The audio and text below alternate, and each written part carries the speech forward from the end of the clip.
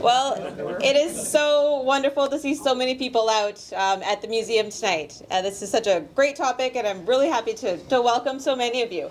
My name's Dana Thorne, and I'm the Curator Supervisor here at Lambton Heritage Museum. And I worked with my staff team to put together the hockey exhibit, so I hope that everyone had a chance to go through our hockey exhibit before you sat down in here. If not, the museum's open till 8:30 tonight, so after the talk, if you want to have a look, there's a lot of great Lambton County hockey history, lots to learn about, and lots of interesting local stories to celebrate, so I encourage you to take a look. And I'm really excited about our topic tonight. We're talking about when the Detroit Red Wings came and played exhibition games in Forest in the 1950s. It's a pretty incredible story, and David McLean, who's with the Forest Museum, is going to share some of that story with us tonight. And then we're also going to hear from Bill Lochead, who played for the Detroit Red Wings and has some interesting connections to the story and the community. So if anyone needs the bathroom, washrooms are just across the hallway here, and your nearest emergency exit is just out the back doors. So. And for me, it's out that door. So thanks again to everyone for being here tonight, and I'd like to welcome David McLean. Thanks, Rachel.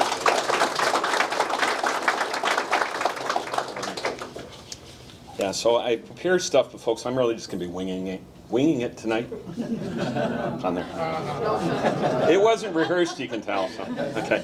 Now, so before we go any further here, and at some point I wanted to identify these people. Okay, you know who this guy is in the red shirt up here. And I think there's a Leaf fan or two out there. Okay, well, sorry.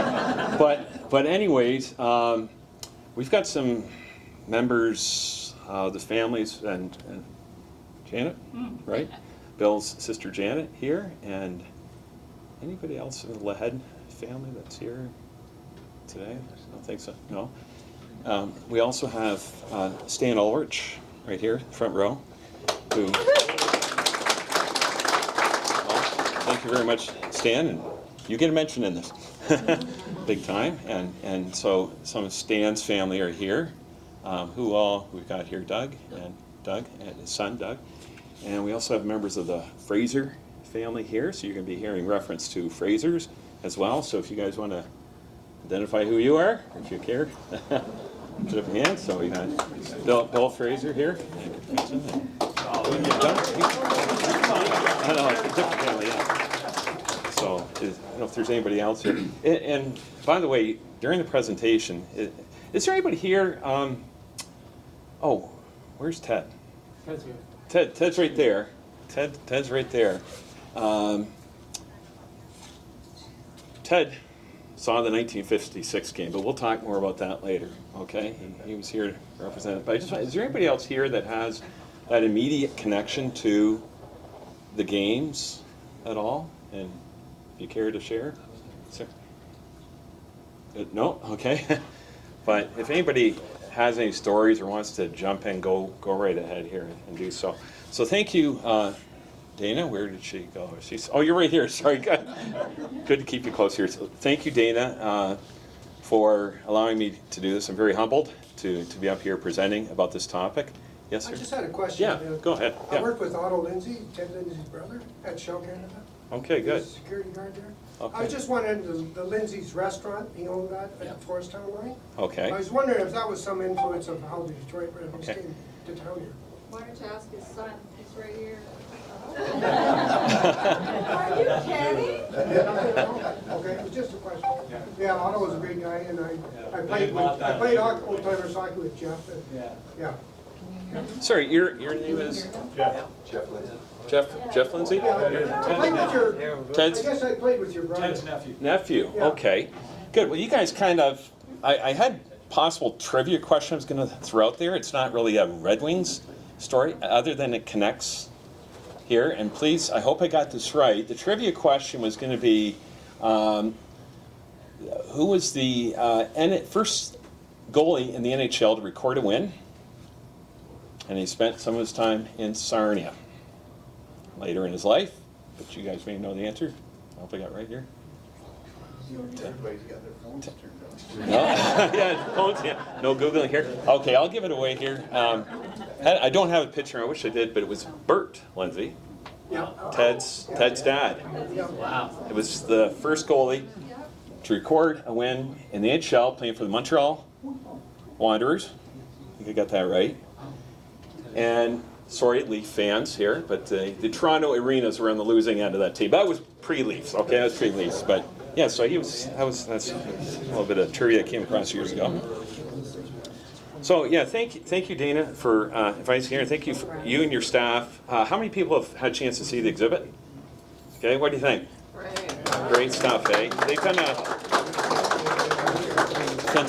fantastic job. They're organizing that, and as somebody who works in a museum, kind of volunteering at the Forest Museum, sometimes people that come in don't really always understand or appreciate all the work that goes on behind the scenes, and doing something like that or anything else. So really appreciate that. So I wanted to thank everybody here for coming. I was overwhelmed by the numbers when Dana said, we're filling up here. And Dana, thank you very much for allowing us to get some more chairs in here. And of course, and thanks to Bill for being here, and Janet and Stan and the Fraser family and the Lindsay family. Now that's really cool for being here as well. So whether speaking of the history of amateur hockey or at the elite levels like the NHL, Lambton County has a very rich and colorful hockey history, as the exhibit shows there. A history that provides an endless supply of just plain good stories. And I know if I sit down and talk to any of you here, I'm sure there's a lot of great stories that would come out of there, whether like minor hockey or so on. Just full disclosure here, so yeah, history's my thing. I used to teach history at Northampton Secondary School and retired from that. I do have some hockey cred though. I had a fabulously lackluster career in minor hockey and Sarnia, the SMAE, I guess it was, and finished my career actually in minor hockey in Forest there, and played some old-timers hockey there too. So anyway, so my presentation here tonight delves into the story of how not just once but 4 times players from the Detroit Red Wings came to Forest in the 1950s. Let's see if the technology works for me here. How's it gonna go? Okay, I got it. Okay, let me do this here. There we go. So 4 times they came to play in Forest in the 1950s. And I'm sure you're wondering maybe why members of the Detroit Red Wings interrupted their busy schedule, because these games happened during the regular season, to head across the border and make their way to a little town in the north of Lambton County. Well, the answer to that question is because of, let's see if this works again for me here, 2 things: ice and a horse. Oh, the Frasers. Okay, you gave it away. Thank you. Okay, but we'll hear about the ice shortly, and we'll hear about the horse later. All right. So let's get into this here. So let's start with the ice. This is the old Prince Street rink, which used to be over by Forest Public School, I guess. I'm not sure when it was built. I've never been able to track that down. 1909. 1909. Thank you. Yeah, thank you. I played in that. You played in that? Well, I know 2 people, and I can say one who played in it. You played in there, and I know one person, a lady who told me, a friend of my mother's, who remembered skating in that rink, and that was Ted's aunt Norma. She was Norma Newton. Yeah. Norma Gage. I remember her telling me. She's still with us. Yeah, she's still with us. So, so good. Now I know. That arena there was built by Mr. Rawlings and Mr. Huckman. The town didn't build that. Those 2 people built that rink. Okay. Yeah. Fantastic. And You need to sit with him. I do. With a tape recorder running here. Exactly. I need to sit with him. More stories here. And actually, I'll just mention here, maybe I'm going to stumble around here, but it was so nice a couple of years ago that I connected with Stan to get some of this story here, and you'll hear more about that later. But, okay, 1909, I remember that. And there's the inside of it. You see the guy way up in the top there, just and no safety nets, nothing else. I don't know, but yeah. Okay, and here's so that old rink. Was torn down in 1948. And so in 1949, a brand new arena was built on Townsend. Townsend used to be called John Street. So if you're doing research on Forest history and you see reference to John Street, I remember it confused me. Where's John Street? But it's what Townsend is now, all right? So on the north end of town there. So it opened in early November of that year, 1949. And just keep going forward here a bit. Okay, and there is after it's completed, the arena. Truly looks like a barn. But I'll just advance. Oops, getting off this thing here. Okay, so the arena was named the Forest and Community Memorial Recreational Center, which is a mouthful, but it was to honor, remember, this is just a few years after the Second World War, so this was to honor local citizens who had lost their lives in both the World Wars, I guess, at that point in time. So that's why it got the name Memorial. And then the decision was made to relocate the Cenotaph. I don't know if you knew that the Cenotaph used to be over where the train station was. And after they built the arena here, they relocated it here. So you can see the workers working on putting it in place. That's the exact position where it is today, of course. And I'd like to draw your attention, you know, when you look at a photo, you can look at it many times and suddenly something stands out for you. And I just thought, okay, the boys, they're down here, and I know it's very blurry up there. I don't know if anybody ever will be able to recognize them. But I just thought to myself, those boys, they'd probably been watching that thing being built through the summertime and whatever, all excited about the opportunity to play and skate on that new rink when it was finished there. So I just thought that's kind of neat to highlight that. That monument there was made in Italy, it's the forest. Made in Italy, okay, with marble. 1951 too, yeah. 1951? Yeah, It's later brought in, okay. Well, okay, I'll check. Because you notice the memorial part is missing there or something from that sign, but anyway. Okay, so there it is again. There you can see the Cenotaph out front there. People from Sarnia, Duncan Cranes, they Okay. hired them and they come and rig that up. Okay. Brought it from uptown Okay. down to the new place. Did you see that Yeah. going up there? Okay. Yeah, That oh, must yeah. have I quite remember when they done it. quite a thing. Quite a thing Oh, yeah. to see that in place there. Just turn the page here. So the new venue, new skating rink here was certainly a much better built structure than the one on Prince Street. But unfortunately, it only had, like its predecessor, a natural ice surface. Okay, when they built it, they could just barely afford, I guess, to build the arena. And they needed to raise some extra funds to put in the artificial ice. So that's the ice part. You saw the ice and the horse, the ice part there. So this is really what kind of kicks things off here. And this is kind of neat in the next slide here. Hockey, every Monday, Wednesday and Friday. Skating every Tuesday, Thursday, and Saturday. Public school children, free skating, whatever else, weather permitting. So, you know, because it was a warm day, you're not going to be doing much skating on that ice. It was really contingent on the weather outside. Do you remember that? Staying on that.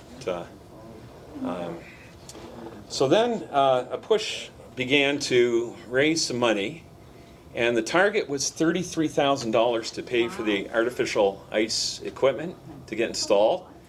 And they basically, you know, passing the hat around town, getting people to contribute whatever they can. And they got a decent amount, but they wanted to go further. Now this, next slide, I'll just get off there. This next slide, and I'm not going to be able to maybe read all the names from where I am right here, but across. So this is the Forest Girls Agenda Club, who, do you want to read the names? No. No? Okay. There's the names across here. There's Norma. Newton Gage. Okay, Ted's aunt right there holding the mirror for this young lady here. So they had a variety show, I guess, to help raise money. And so a lot of different groups and clubs were doing things like that to raise whatever money they could.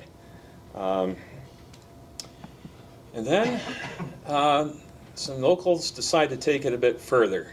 This is, of course, William G. Lochead, Bill's grandfather, but I guess he was known as Bill, too, wasn't he? Yeah, he's Bill Lochead. Who was owner of, and I know most of you know this, but some may not, but owner of Lochead Hardware, one of the very early businesses to be established in Forest. Okay, and this is Jack Gordon in the middle here, who was in the insurance business. And then finally here we've got George McCormick here was also in the insurance business as well. Now George actually lived in Detroit for a period of time, and it's kind of through him, I guess he had a connection with the Wings organization. I don't know if he was selling insurance to some of the players possibly there. And so these guys are kind of putting their heads together and thinking about, you know, maybe getting the Wings to come up here to play for the, so this is the 50-51 Red Wings here. The names are down at the bottom, but you'll see more of some of them shortly here. Okay. But I got to take you across the continent here, first of all, before going further, to California, to Los Angeles, and the Santa Anita Racetrack, just on the north end of Los Angeles there. All right, so why are we heading there? Well, in early May of 1948, the commissioner of harness racing for Manitoba, a gentleman by the name of John Calvin Stewart, was at Santa Anita to take in some racing there. And unfortunately, I did find a picture of him, but it was kind of blurry, so I don't have it up there. Accompanying John Calvin Stewart was his son, Jack, also known as, okay, there's the racetrack down there. Okay, this Jack Stewart, Black Jack Stewart. Okay, Black Jack was his. This is where he was from here, Pilot Mound in Manitoba, so a very small, typical prairie town, I guess, if you will. And his dad had a racetrack there as well, and I said was into harness racing. So like his dad, Jack had a passion for horses and was looking forward to seeing a sensational rags to riches Canadian-owned pacer by the name of Doc Stanton. Okay, so here's Black Jack Stewart. And just back up a bit, so Black Jack Stewart was born in 1917 there, and he had a reputation, quite a reputation, kind of where he got his nickname from, but he helped the team to win 2 Stanley Cups. He was a very hard-hitting defenseman for the Red Wings, and he's, if I got it right, he's just behind the fist there, the glove there in the back, so mixing it up with those Leafs. Okay. And here's another one. The picture's a little hard to see, but you see the guy he's tangled with? The blood streaming down his face here. So he gave no quarter to anybody, as I understood it. He held his ground, held his ice, I guess if you will, and feared by players around the league. You know, you didn't want to tangle with Jack Stewart on the ice here, but very effective defenseman and very key to a lot of the success of the Wings back in those days. So let's bring in the horse here. So this is Doc Stanton, the horse that the Stewarts had come to see in Anita. They wanted to see him race. And here's a picture from that race. You see the mountains in the background here, and here's in the winner's circle, I guess, down here. And Doc Stanton belonged, and there's a whole neat story about Doc Stanton, about he was an American horse by birth, was Indiana, I think somewhere down there, $500, I think, and this would be Bill's grandfather, Lindy, who purchased him down there, and saw potential, I guess, in the animal, and made him a pacer here. training as a pacer. So here they are in the winning circle, $10,000. You can see the date, May 8th. And it set a world record actually that day in the 1.25 mile. So he was a very world famous horse. Dave, Yes. Yeah. that gentleman that owned that horse was trying to make him a trotter. Yes, the And original Lindley, previous with Lindley's owners. abilities, he knew that was an automatic pacer. He bought the horse for $500 and went ahead and made a fortune on it. Oh, he did. Yeah, he did very, very well. Incredible winnings. And I'm not a horse racing guy, so I appreciate that. So that's the same picture there. And here's Lindy Fraser here. And somewhere in the crowd, somewhere there are the Stewart family. And this picture here, so that's Doc Stanton in the middle, Lindy over here. And this is Lois, Lindy's daughter, Lois here, who was down there that day. And anyways, I guess after the race at some point there, the two families met up with each other, and the guys are wanting to talk horses and so on. And well, in the course of things, Lois, there with Doc, took a shine to Black Jack Stewart. All right? And, well, it wasn't long, okay? So, and my little blurb for this thing, Lena, I've said there was some horsing around, okay? That was key here. There's the horse, okay? That was doing the horsing around. And so they were married the following year down in New York, okay? And her nickname was Tiny, right? I don't know But, why. yeah, because her middle name, I saw that the other day, was Queen, wasn't it? Yeah. Queen, but she's Her nicknamed Tiny. aunt was named Queen. Queen of Clothes. Okay. So, anyways, and I just point out here, how did I first learn about the Red Wings playing in town here? Actually, I can thank my mother for that, because I know Mom used to mention the story periodically about Doc Stanton, Black Jack Stewart, and all that connection and the Wings. So I remember hearing that periodically over the years. And Mom grew up just on a farm outside of Forest, so she knew the Fraser family. Okay, so that's how I first became interested in the story. Okay, so that's what was that Jack was recruited by George McCormick and the other businessmen we mentioned there to participate in a benefit exhibition game to take place on January 23rd, 1950, between the Forest Legionnaires and their Park Hill rivals. And you're seeing this on the screen here thanks to Stan, because he shared a copy of that program that he had. And we have actually, Dana ran off several copies of this program, so I can pass these around if you want to. Dana, can I hand it over to you there? Okay. I got two key ladies in the front row, Dana and my wife, over here. So. I got that program. And Bill, you're the rose between two roses. Okay? Put that way here. So, so there you can see. And the thing about this game was, okay, here's Black Jack Stewart, Gordie Howe. There, is that Kelly? Yeah, Red Kelly. And sorry. Our dad's on there for Forrest. Oh yeah, okay. GC Grace from Warwick. Okay, neat. Oh my God. There you go. Well, that's the neat thing about this. You know, maybe it's going to bring out some more stories, some more things to add here. And this is Marty Pavlich here, who also came on that event. And if I swing it here, so here you can see the lineup of the two teams that were playing against each other.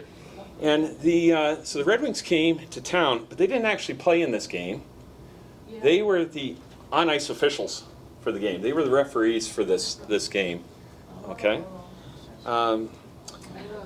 And Stan, I remember you told me a story about a loudspeaker. Do you want to tell about that, going around town?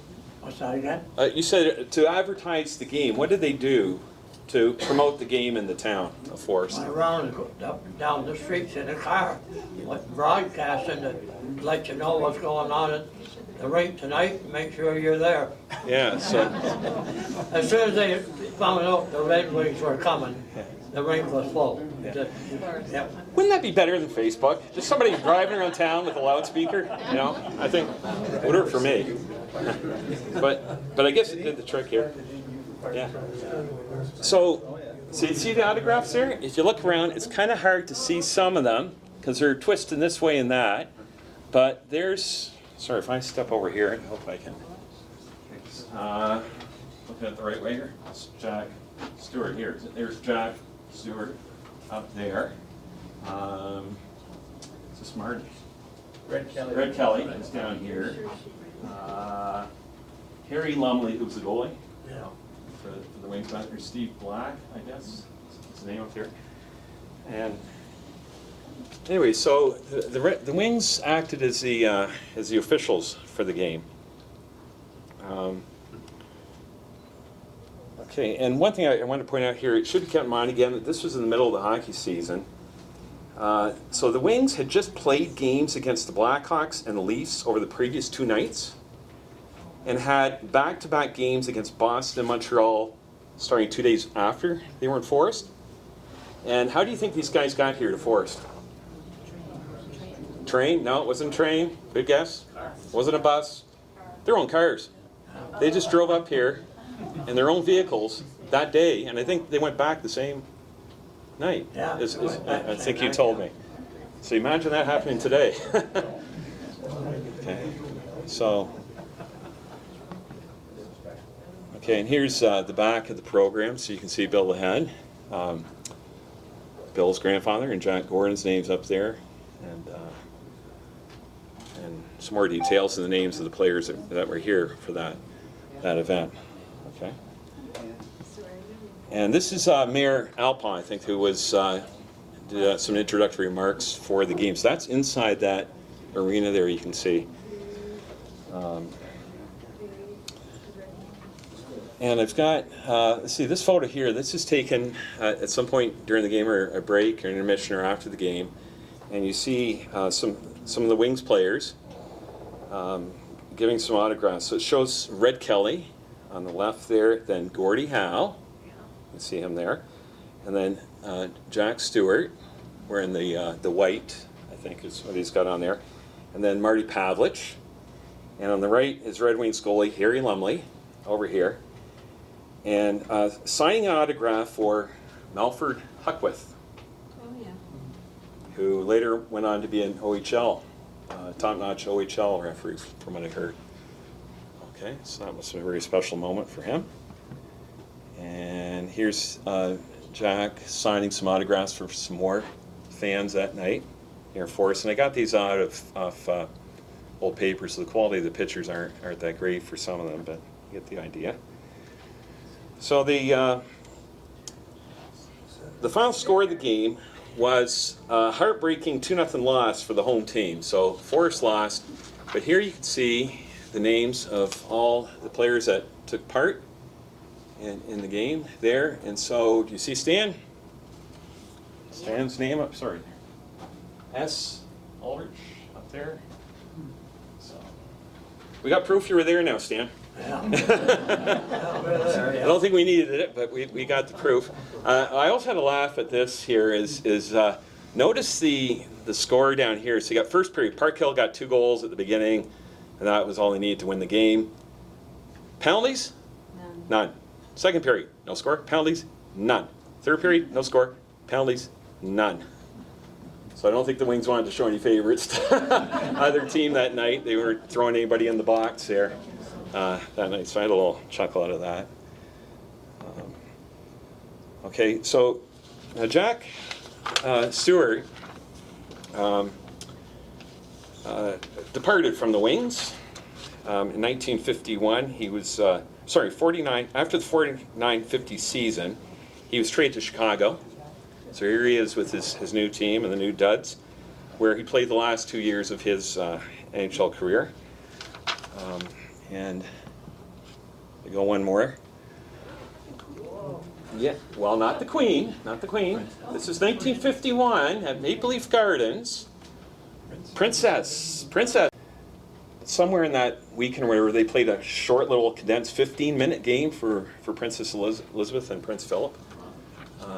So this is, fortunately, somebody, I think I got this picture from you. Bill, didn't I? Yeah. So I think it was in your collection. I got that. That's Conn Smythe. Right? Conn Smythe there, okay? And that's my finger up there above Princess Elizabeth's head, because I had a picture in a glass frame. Yeah, Conn Smythe there. Okay, so there were 3 other occasions in which the Red Wings players visited Forest. Unlike in 1950, however, the visiting Wings played in each of these games. On January 21st, 1952, Gordie Howe returned to Forest, this time accompanied by teammates Marty Pavlich, Ted Lindsay, Red Kelly, and Metro Pristy. Pristy is his name here, so you can see their names listed there, and Terry Sawchuk there as the goalie.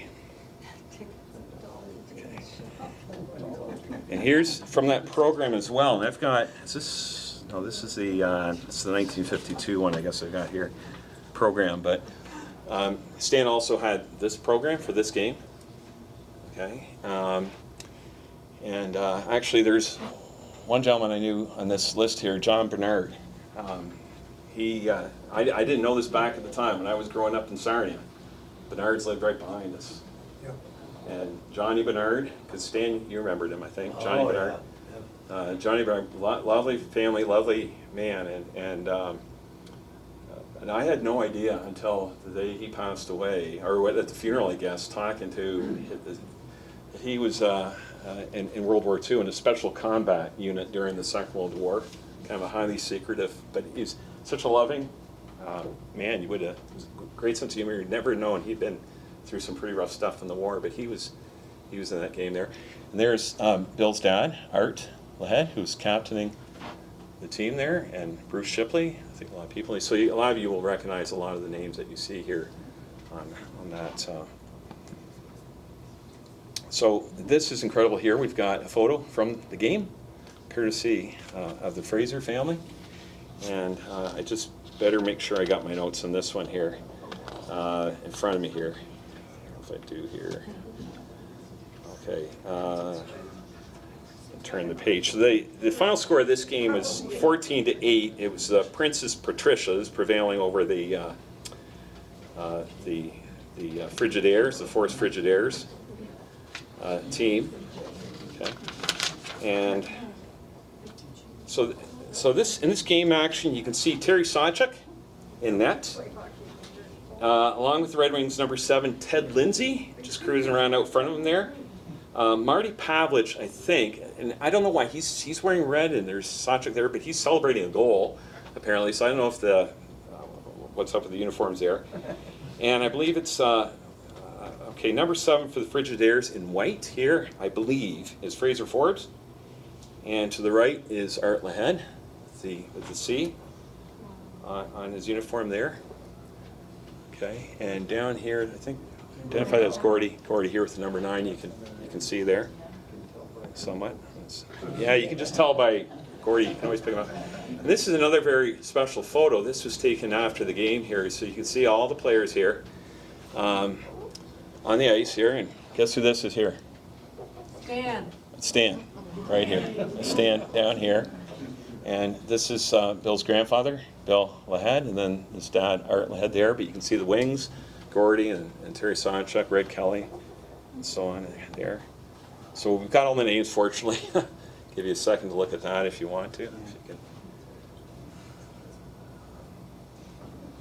read the names there. And when I was a kid, I don't know why it stood out for me, but I didn't score a whole lot of goals, but I remember my very, very first goal I ever scored was against a friend of mine from school, Dwayne Norland. And so I've never been able to determine for sure, but there's 2 Norlands on the team there, so I don't know if one of them was his dad or what, but anyways. And Dwayne, if you're out there listening and hearing this, my apologies. Okay, so this is the game advertising from 1952. Later in that year, there's another game that was played. I don't have a lot of information or pictures or anything on this one here. And this is a little write-up. There was a fair attendance in the Memorial Arena Monday evening when Ted Lindsay, Marty Pavlich, Metro Pristi, and Red Kelly, members of the Detroit Red Wings hockey team, paid a visit to Forest.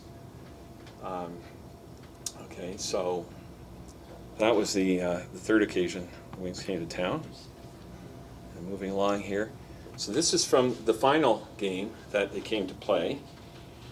And in this game, the Wings kind of, well, you see the Wings here on the left side here with some of the local players, and there's Stan again, playing for the Wings. Stan, did you want to tell about playing with the likes of Gordie Howe and so on? Well, of course, they weren't able to bring enough players to ice a whole team, eh? Right. So that was all done ahead of time, made up to that. And that game there was supposed to be no hitting. Okay. And one of our players caught Red Kelly in behind the net and cut him over the eye. And that didn't go over very good Yeah. with the Red Wings. Yeah. Okay. Oh, Yeah. they Remember that was played today, yeah. yeah. Yeah. But it must have been exciting. You didn't get a Gordie Howe elbow or anything, did you? Oh. No. I guess you're on his team though, so you win. Hopefully you didn't. All those But- fellows were really smooth, boy. Yeah, but you can see a lot of. They only played at half throttle. Okay, right. They didn't want to embarrass too much. Yeah. And I should mention here, Stan. So you went down to Boston, didn't you, to play for a bit? Yeah. You were on the radar for the Boston Bruins at one point. I played in Washington. I played in Washington there for a farm team for them at some point there. Okay, but yeah, you look at some names like will stand out to folks here, like Ted Garvin stands right out there for me. You probably see some others that you recognize. Clark Horner. Yeah. Okay. So folks, very legendary players or people that were involved in local hockey, right? Okay, so just skip along here. So there's Ted Lindsay with Gordie. Not at this game. I just happened to find a picture of the two of them together. And here's 4 autographs from these 4 players who were at that game. Marty Pavlich, Lefty Wilson, Earl Ribel, I guess it is there, and Murray Costello. And Ted, do you want to tell us about this? Well, I can do it very quickly. Yeah, sure. 1956, January 30th was my birthday. I was 7 years old, so my grandpa picked me up. He had an autograph book with him. I didn't know what an autograph book was, but he took me to the game, and after the game, because he knew Ted Garvin well, he took me into the dressing room, and they all signed my autograph book. I still have it here. It's kind of cool. And the interesting thing was, Red Kelly gave me a stick, gave me a stick too, so, which was cool. And I kept it in my bedroom for probably 10 years, and, on the wall. And then one day we were playing ball hockey in front of the house. Bill Lochead was there that day. And you know what? He's right-handed. He broke his stick. And he's crying because he couldn't play anymore. Red Kelly was right-handed too, unfortunately. So he convinced me that I should go get the stick off the wall. So then I became a This can't be a truth. But you've gotten over it, right, Ted? You've gotten over it. No, I'm still sad. I'm still sad about it. That's why we're keeping them apart. That's why we're keeping them apart here. There's one other thing I Yeah. just want to bring up while you're here. While we're doing this right now, this Yeah. has nothing to do with the presentation, but Lee Main was aggressive enough to get into the old Forest Arena that they just tore down. He stole a penalty box of war and mounted it on a beautiful mount, and it's now just recently, in the last few moments, it's been brought to our showcase out there. So I know there's about 10 guys in here that need to get the picture taken stuff. Just remember the old days. Including Mr. Ulrich. Now, Ted, did you spend more time in that bench or your own bench? I didn't bother with that. Thank you very much, Ted, for sharing that and bringing the autograph in there for us. So, just to finish off here, there are a few things I should let you know about. One is that the Forest Arena did eventually get its artificial ice making equipment installed in the fall of 1951. Unfortunately, though, the arena had a short lifespan as it succumbed to a fire on Remembrance Day in 1960. And Ted, you were there. It was. Yeah, because you live. Do you want to tell about that? Well, I just remember we played hockey on Friday evening. Some of the guys here maybe were there. And went home in the middle of the night, and my dad woke me up at 2 o'clock in the morning and said the arena was on fire. And my simple story is simple. I went over and looked at it. It was burning the south end of the arena was on fire. I went home and went back to bed. I thought, they'll put that out and they'll be practice in the morning. Yeah. There was nothing left in the morning. Oh, that's such a shame there that time. The arena though was. Oh, I've got another slide here. I think so. It's gonna work for me here. This actually shows. This is your dad here. Just after the fire here, and you can see it's down, but the cenotaph still standing there out front, of course. But unfortunately, that was the end of the arena. So it was soon, though, replaced by a new arena on the same location. Okay, and we're all familiar with that. Which Dave, sorry, yes. I'm just going to tell you. Yeah, go ahead. Story. Everybody knows Bill Bentley. He was at his grandmother's, which is right across the street from the rink. Okay. Bill had to go to the washroom. So he got his grandmother up, and when they were walking him to the bathroom, she looked out the window and she hollered at her husband. Oh, he said, call the fire engine. He said, Okay. the arena's on fire, and that's how the alarm was sent in. Okay. Yeah, That's how they. yeah, Lloyd Shipley sent that alarm in.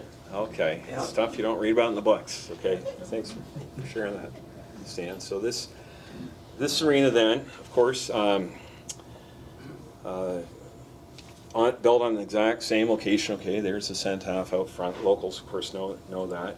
But also, locals sadly know that, and that's just the beginning of it here. It was torn down this past summer. Okay, demolished here. Kimball Hall in the front there, and anyways, so the good news is though, back 17, it's hard to believe, 17 years ago, the Shores Recreation Center had been built. And I remember your dad there that day dressed in his kilt, I think I remember, and for the sod turning and giving a little bit of a speech about the new bill there. Okay, so lastly, I will add, there was a local kid here, you may have seen him before, who went on fittingly to play 5 seasons with the Detroit Red Wings. That individual, and that picture is this card here, my son got for me back at Christmas, I think. I said, take it there tonight and make sure he signs it for you there, so don't let me forget, okay? So that's the card there. And I can pass that around, I don't mind.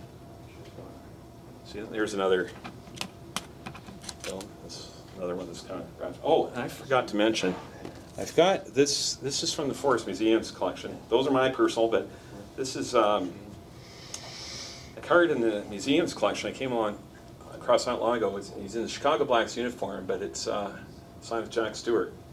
Sign that. So if you want to come, I won't pass this one around maybe, but if you want to come up and see it.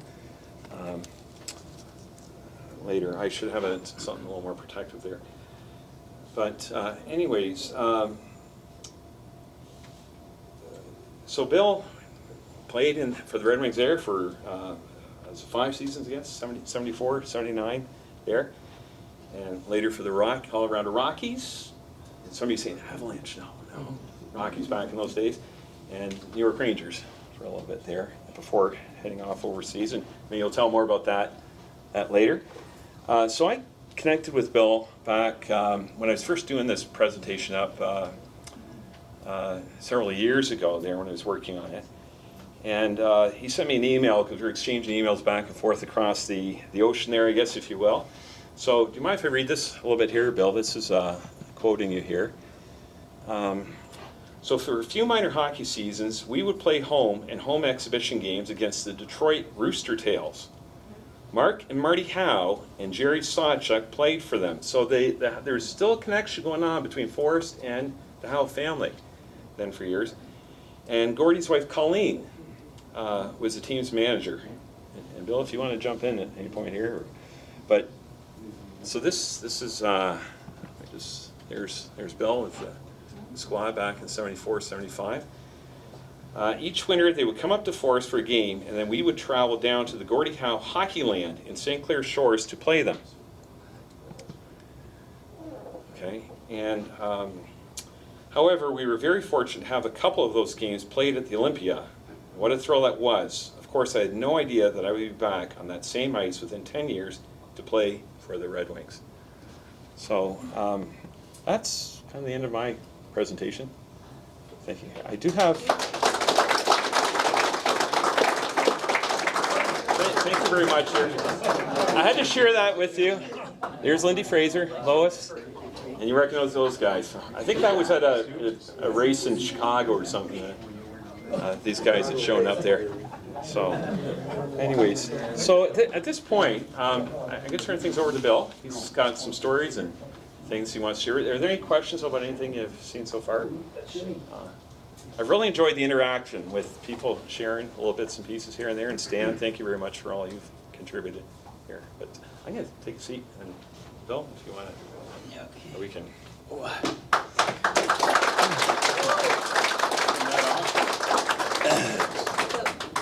Just close that and we'll do it. Okay. You don't need the lights.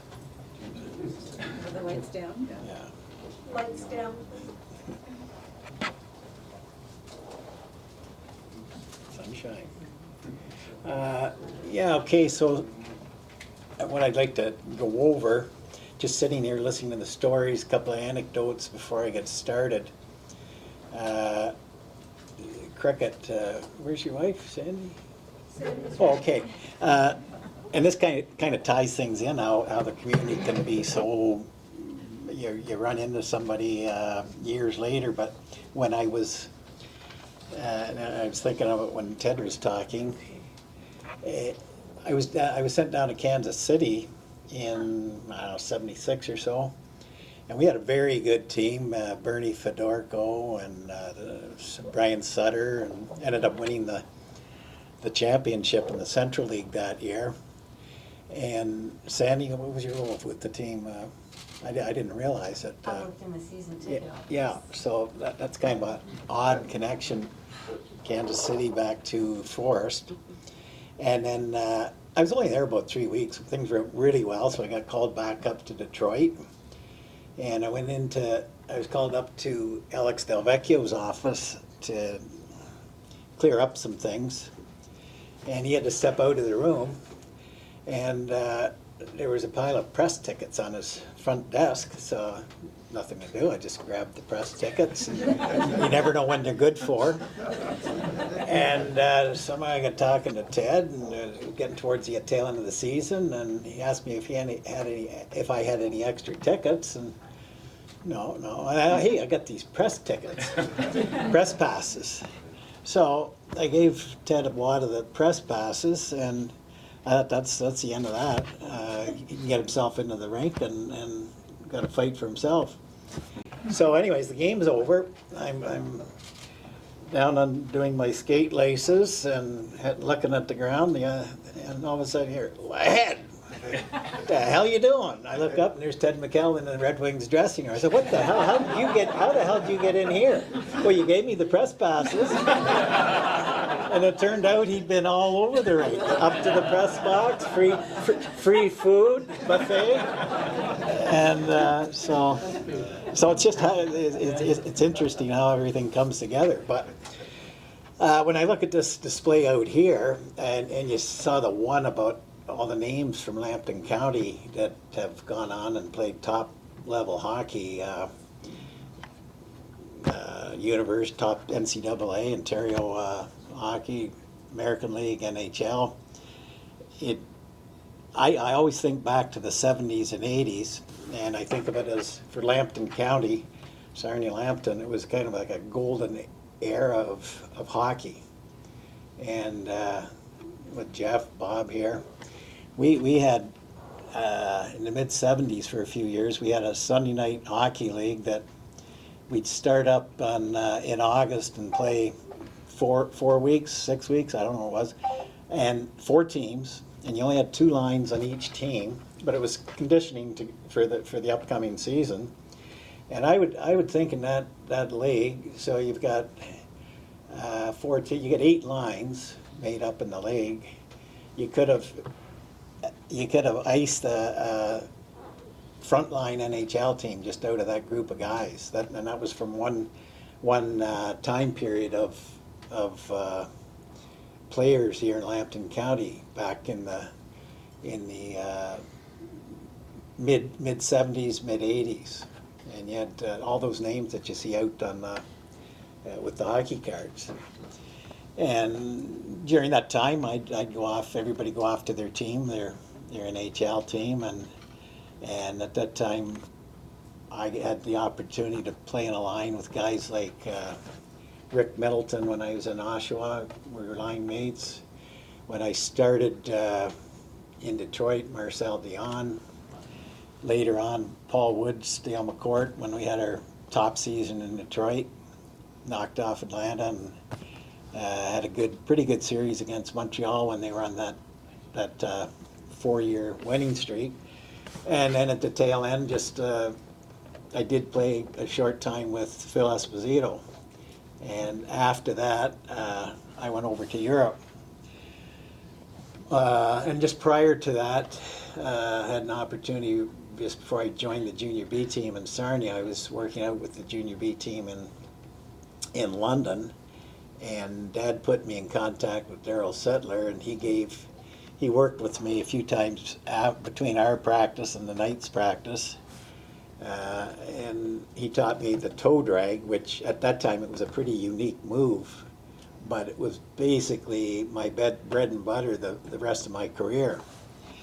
So it was really a privilege to play with players at that level. But for me, I always think back, how did it all start? And where did the basics come from?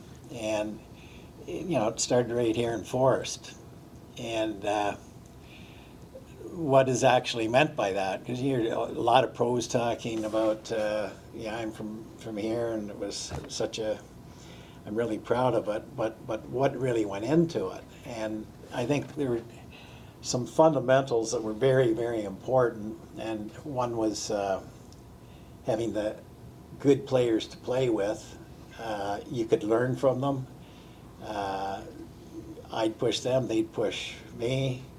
Like cricket here, Mark Smith, Warren George, Brian Symington, guys that I played a line with here.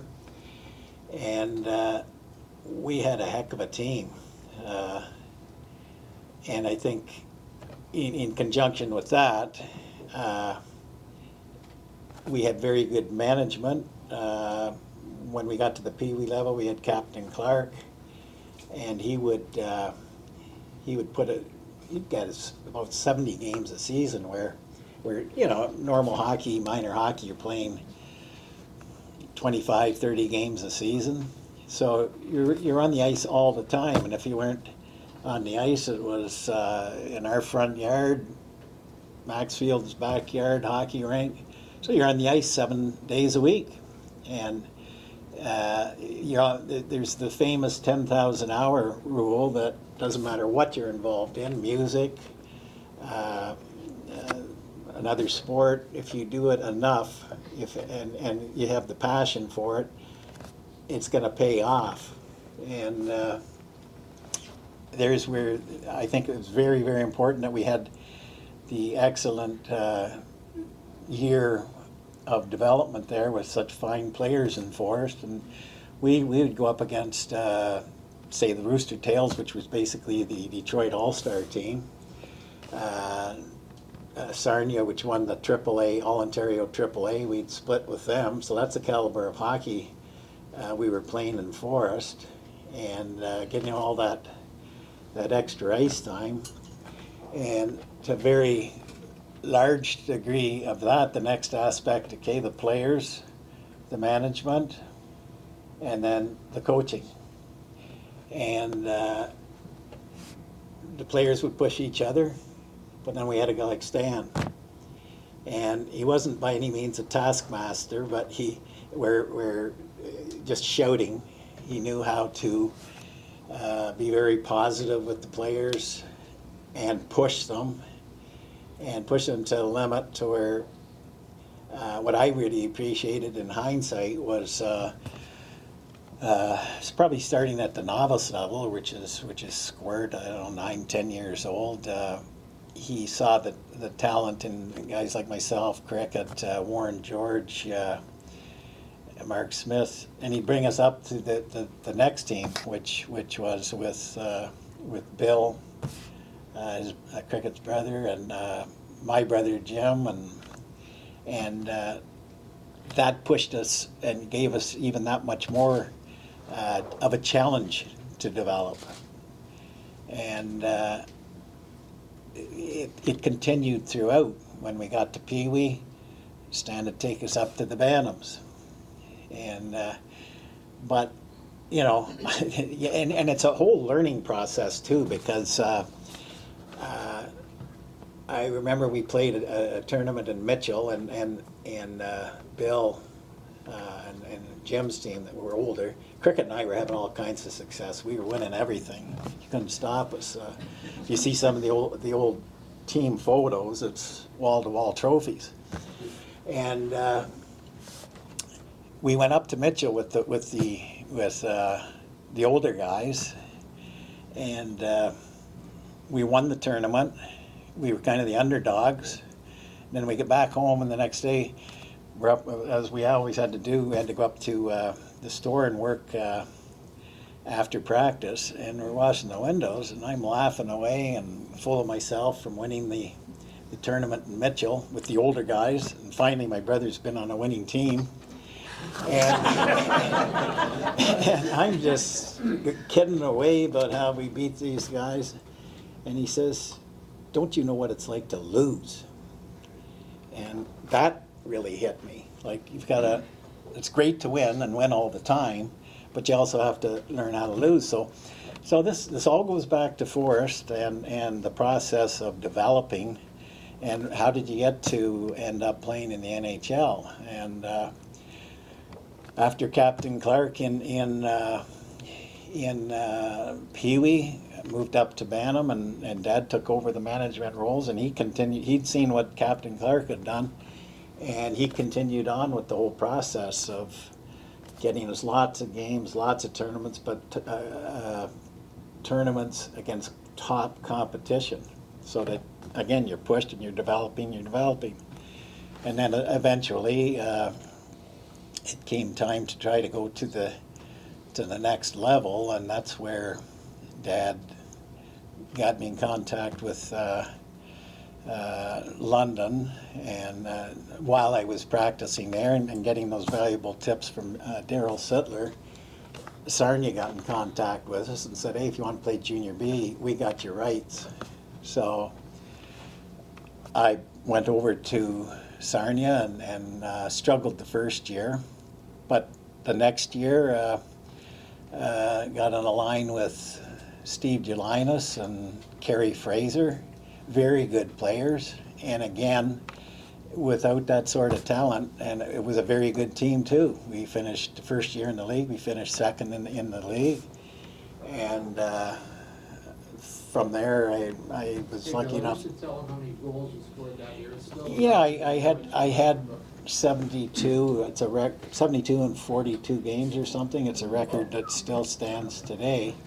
And an interesting factor, again, back to the Cricket was on the team, and I didn't know I was going to get 72. I was thrilled to get 50, and Cricket made a nice assist on that 50th goal.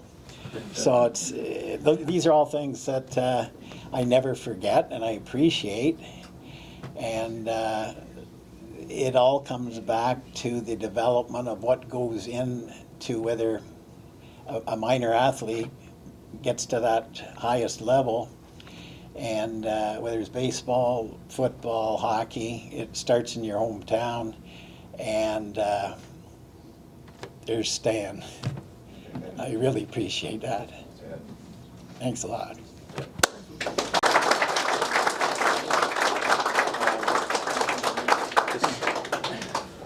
What a nice, very fitting. I mean, you get choked up. I was getting choked up here a little bit. We all do, I think.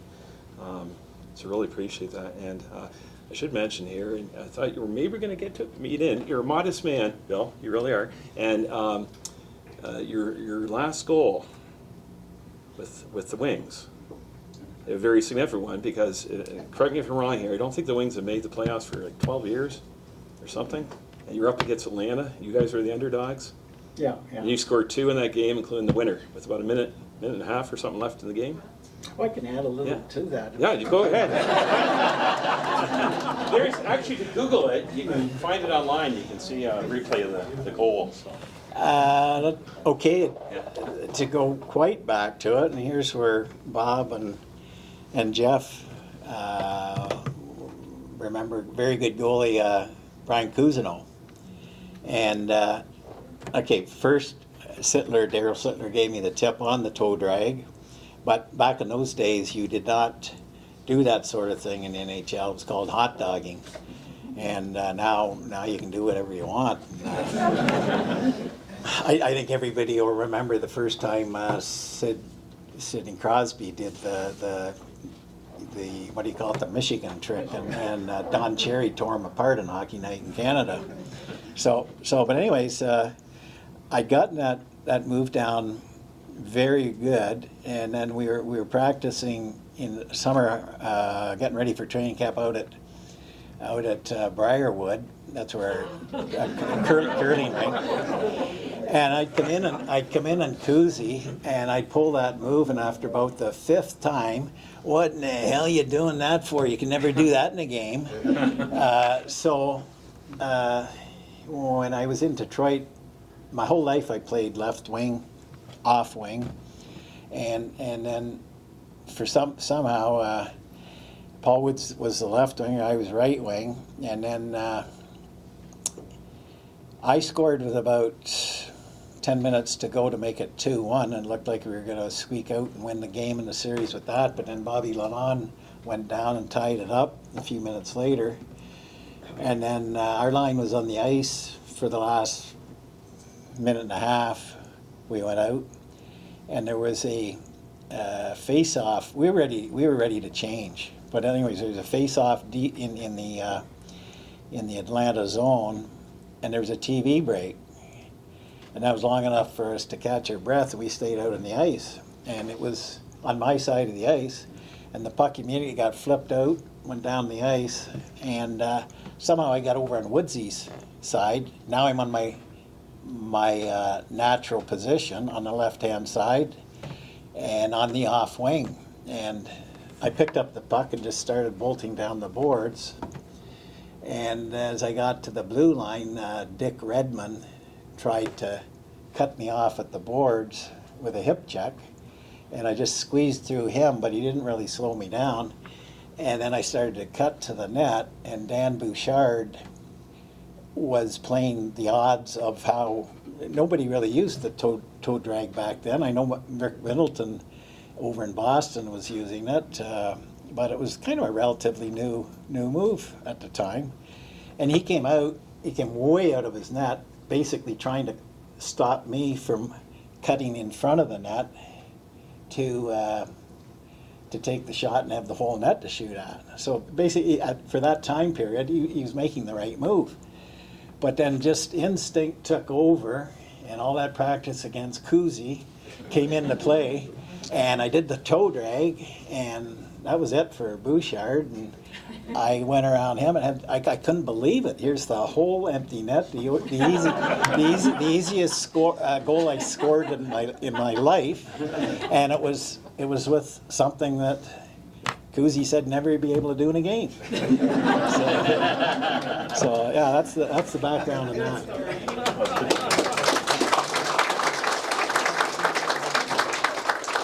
I guess we'll kind of wrap things up here, but I just have something very special here. And this isn't thanks to me.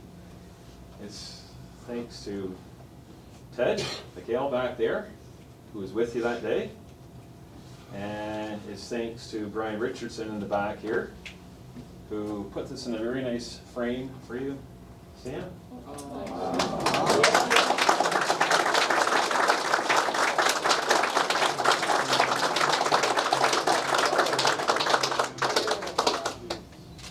Yeah, I don't even know,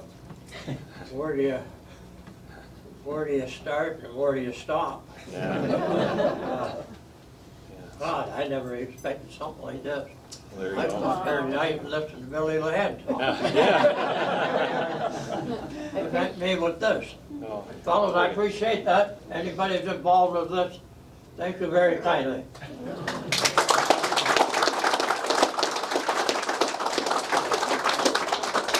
All right, well, I wanted to thank our speakers so much. We got a couple minutes. He's got a good story on Taft, right? Stand up and tell Oh, the story. hold on. I know some have heard it already, but I'll hold it. Yeah, but I was 13 years old. I come home from school, and Mama said to me, "Son, you called this afternoon. Want to know if maybe you could go and play up in Kitchener with them tonight." And I said, "Oh God, he'll want to go. He'll have his skates on quick." Of course, my dad drove me out at the end of the 9 mile. Sarnia traveled by a bus. I got on the bus and we slip into Kitchener, get dressed, and I happened to score the first goal. Announcer said, "Sarnia's goal has been scored by Taft Wright." I said, "Who the hell's Taft Wright?" And I was lucky enough to get another one. The same thing. Sarnia's goal by Taft Wright. You know, I'm only 13, and I've only asked to go up there. I never seen these players before in my life. And I was on cloud 9, of course, and there's what he done. He played me under his son's name. His dad was the manager of the team, and his boy broke his arm that day playing basketball in Sarnia, and that's how I got to go up there, and that's how I got to know my name was Taft Wright. Thank you. You don't want to do that today, you'll be out of hockey.